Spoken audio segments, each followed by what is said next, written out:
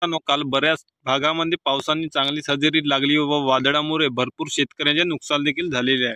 तर शेतकरी मित्रांनो, आज सायंकाळी व मध्यरात्रीपर्यंत कोणत्या भागामध्ये कशा स्वरूपाचा पाऊस राहील त्या संबंधित आपण संपूर्ण माहिती घेणार आहोत। तर शेतकरी मित्रांनो, इकडे बघितलं असता सातारा सांगली या भागामध्ये ढगाळ वातावरण राहून चांगल्या जोरदार अशा वादळी स्वरूपाचा पाऊस पडण्याची शक्यता दिसत आहे। त्यानंतर रत्नागिरी या भागात देखील वादळी पावसाचा चांगला जोर दिसून राहिला आहे।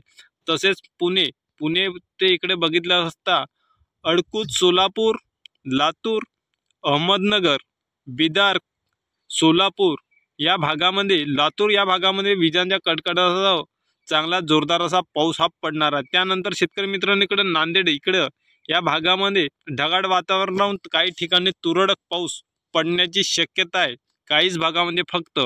आणि इकडे बघितलं असता अमरावती, चंद्रपूर, शेगाव, नागपूर, गोंदिया या भागामध्ये भंडारा झालं, या भागाकडे ढगाळ वातावरण राहणार आहे व कुठेही पडन तरी फक्त हलक्या सरी पडण्याची शक्यता दिसत आहे। काही भागामध्ये अल्प भागामध्ये बऱ्याच ठिकाणी पडणार नाही। पण शेतकरी मित्रांनो, बाकी इकडे जर बघितलं असता मालेगाव, जळगाव या ठिकाणी कोरडं वातावरण आहे। त्यानंतर छत्रपती संभाजीनगर इकडे बघितलं असता इकडे पण कोरडं वातावरण, पण बीड, जामखेड, काजी या भागामध्ये चांगला जोरदार असा पाऊस।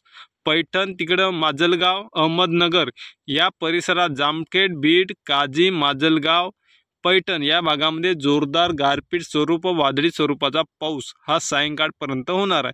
त्यानंतर इकडे बघितलं असता बार्शी, पेठ, तुळजापूर आणि लातूर या भागात देखील चांगलाच पाऊस हा हजेरी लावणार।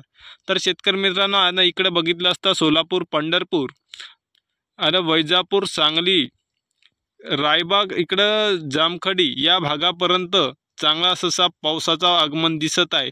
आणि इकडं सातारा, कराड, कडोली इकडं ढगाळ वातावरण राहून काही ठिकाणी तुरळक ठिकाणी फक्त हा पाऊस पडू शकतो। इकडं सावंतवाडीकडे जोरदार असा पावसाचं आगमन दिसत आहे। तर शेतकरी मित्रांनो, हा होता आजचा हवामान अंदाज। या चॅनलवर जर नवीन असाल तर लाईक, सबस्क्राईब करायला विसरू नका। धन्यवाद।